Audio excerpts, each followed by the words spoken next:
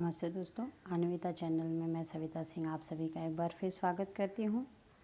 आज का जो हमारा विषय है वह है स्वाध्याय, जो कि है जिला प्रशासन इस पाठ का, जो कि छठी कक्षा हिंदी माध्यम से लिया गया है।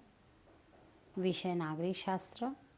तो चलिए हम देखते हैं जिला प्रशासन इस पाठ का स्वाध्याय। जिला प्रशासन इस पाठ के स्वाध्याय में हमारा सबसे पहला प्रश्न है, एक एक वाक्य में उत्तर लिखो। इसमें सबसे पहला प्रश्न है, जिला प्रशासन का प्रमुख कौन होता है? इसका उत्तर होगा जिला अधिकारी जिला प्रशासन का प्रमुख होता है। हमारा दूसरा प्रश्न है, तहसीलदार पर कौन सा उत्तरदायित्व होता है? इसका उत्तर है तहसील में शांति तथा सुव्यवस्था बनाए रखने का उत्तरदायित्व तहसीलदार पर होता है। हमारा तीसरा प्रश्न है, न्यायपालिका का शीर्षस्थ न्यायालय कौन सा है? इसका उत्तर है भारत का सर्वोच्च न्यायालय न्यायपालिका का शीर्षस्थ न्यायालय होता है। अगला प्रश्न है हमारा, किन किन आपदाओं के पूर्व सूचना हमें मिल सकती है? इसका उत्तर होगा सुनामी, बाढ़, चक्रवात, भूकंप, भूस्खलन आदि प्राकृतिक आपदाओं की पूर्व सूचना हमें मिल सकती है। हमारा दूसरा प्रश्न है, उचित जोड़ियां मिलाओ। यहाँ पर समूह अ में प्रश्न दिए हुए हैं और समूह ब में इसका उत्तर दिया हुआ है। तो सबसे पहला समूह अ का हमारा प्रश्न है जिलाधिकारी, और उसका उत्तर होगा जिलाधिकारी कौन से कार्य करता है? कानून तथा व्यवस्था बनाए रखने का कार्य। दूसरा है हमारा जोड़ियां मिलाओ का दूसरा प्रश्न, जिला न्यायालय। जिला न्यायालय कौन से कार्य करता है? इसका उत्तर होगा विवाद निपटाने का कार्य करता है। तीसरा हमारा प्रश्न है तहसीलदार। तहसीलदार कौन से कार्य करता है? तहसील दंडाधिकारी होता है तहसीलदार। ठीक है, तो ये हमारा जोड़ियां मिलाओ और उसके उत्तर। अब आगे चलते हैं। हमारा प्रश्न नंबर 3, नीचे लिखे मुद्दों पर विचार विमर्श करो। हमारा जो मुद्दा है यहाँ पर आपदा प्रबंधन, इसके विषय में हमें लिखना है।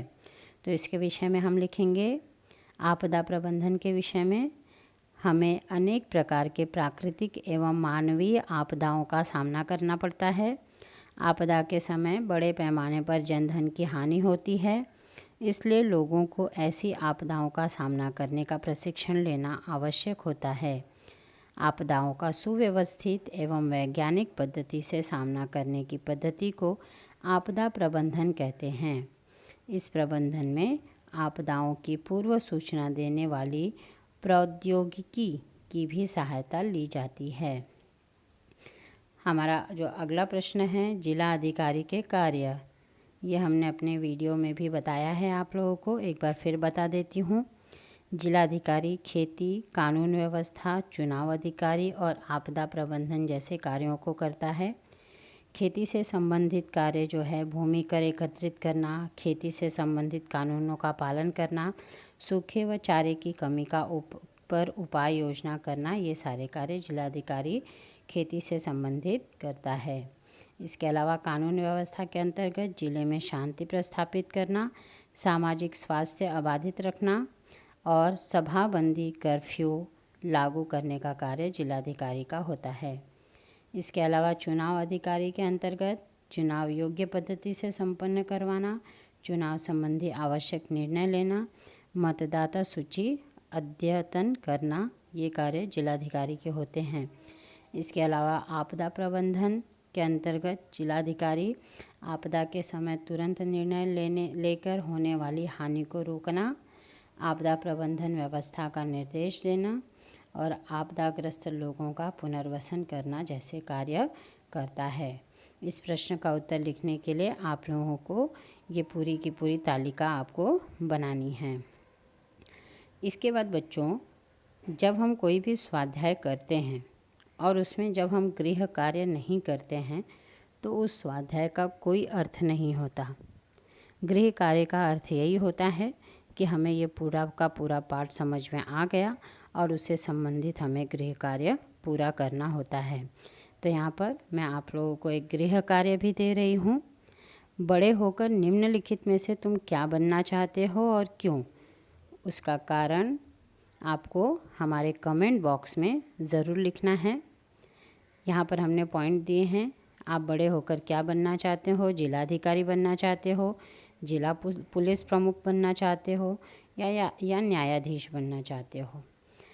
तो इन तीनों में से आप क्या बनना चाहते हो, यह आपको अपने गृह कार्य में लिखना है। इससे संबंधित बातें आप हमारे कमेंट बॉक्स में भी लिख सकते हो। तो इस तरह से हमारा ये जो स्वाध्याय है यहीं पर समाप्त होता है।